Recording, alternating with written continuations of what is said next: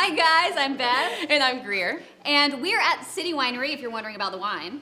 And we're sitting down with, cheers. Boom, boom. All right, here we go. I would, I'm loving on you and Gary. Alec.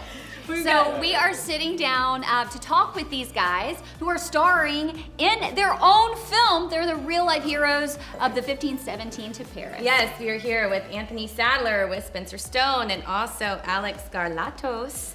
Okay. And I tell you what, you guys, you prevented a terrorist attack in Paris, which is absolutely incredible, amazing. Now there's this film about it. We got to see it this week and really, really enjoyed it. Yes, absolutely. Thank you. Yeah, the coolest thing though, Clint Eastwood, by the way, the director, wanted you guys, what was it like working with him? What were you thinking? Tell us about it.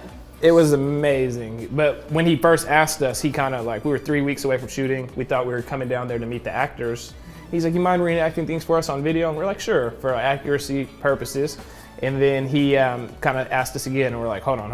Mr. Eastwood, are you asking us to be in the movie? Because that's what it sounds like. He's like, sure, why not? Like all nonchalant. You think about that moment, he actually said, he had been auditioning actors, good actors, to play you, and he kept going back to your faces, he actually said. And then, asked you, okay, well, will you play yourself? So in your mind, what are you thinking? Is it like, okay, can I do this? Yeah, it was our story, so it's real personal. So we were like, actors, that's how it's done, when they make a movie. So we're like, let them do it, and that the picture would probably be more successful. We didn't really quite see his vision, but we were just like, we can't tell the man, no, if we have to play ourselves, start a movie, we have to. Yeah. Just give it a try. 20 years down the line and say we turned down our own rules with Clint Eastwood. Right. So his confidence in us, no matter if we didn't see it right away, was basically the motivation factor for us to try it. And then once we tried it, he kind of mentored us, took us in under his wing, and showed us how to do it. But you guys are actually reenacting, saving hundreds of people's lives, and I think that's what's so crazy. You're reenacting these gruesome details. So how was that for you guys? To be honest, it was a lot of fun, because not only did we play ourselves, Mark McGallion played himself, his wife played herself,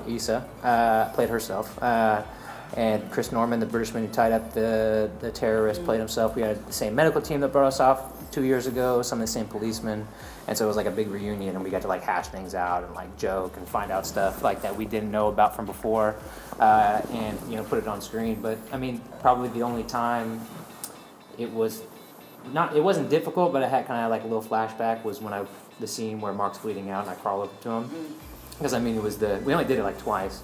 And same amount of blood, we're in the same clothes, it's Mark and his wife, and we're just saying the same things we said to each other on the day of, and I just completely forgot, and so did Mark. We both forgot anyone was there, and we just felt like we truly flashed back into the moment. It's fascinating that you say that, because Clint talked about how important it was to keep the movie authentic. Yeah. And from what I understand, he would actually kind of roll the camera and just tell you guys to kind of talk and not even say action, and then kind of say, all right, guys, go ahead and roll into your lines. So since it was shot that way, how much of the movie kind of ended up being improv? A lot of it. It's weird because it's it wasn't necessarily improv, just totally out of nowhere. Sure. We kind of had the context of the scenes, and we were inclusive on the script, so it was kind of how we would want it anyway. But then they, for sure, Clint was always adamant about just do what you did. So we're not gonna take you to the confines of the script and stuff like that. He was like, I just want you to do what you did. If you're interacting with your friends, I want to see that interaction. He didn't want to Hollywood it up. He didn't want us to be acting. He just wanted to catch our dynamic, and he would do the rest. And after seeing the picture, we felt like he caught that. Greer and I have been actors in our day, and one of the craziest parts of acting is a scene you guys did, the dance club scene. Yes, right? Yes, that was interesting. It's Awkward. no music. Awkward. And you're breathing on people. I mean, you guys were so smashed together as new actors. Tell us about it. So this It is was- yeah. Oh, we all were excited. It was the most awkward thing I think I've ever done, because I'm a pretty awkward person to begin with, and then having some girl dancing on you. Did you see in the With movie no- how the no- girl tried to kiss him and he was like, Are you bro?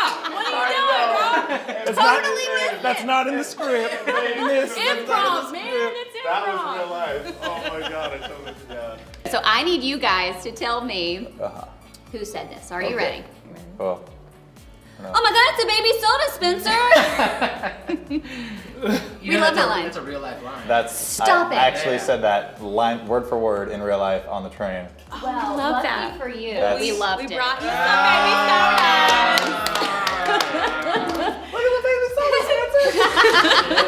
And as we had talked before the camera started rolling, you guys filmed a lot of stuff here in Atlanta. And as residents here, as lovers of this city, we wanted to know what you think about Atlanta and what it was like working here.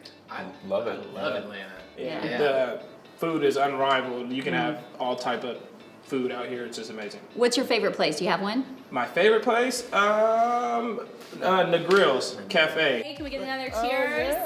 Cheers! All right, guys, well, thanks so much for being here today, and make sure to check out the 1517 to Paris in theaters starting February 9th. I'm Beth, And I'm Greer. and you are watching The Local Lens.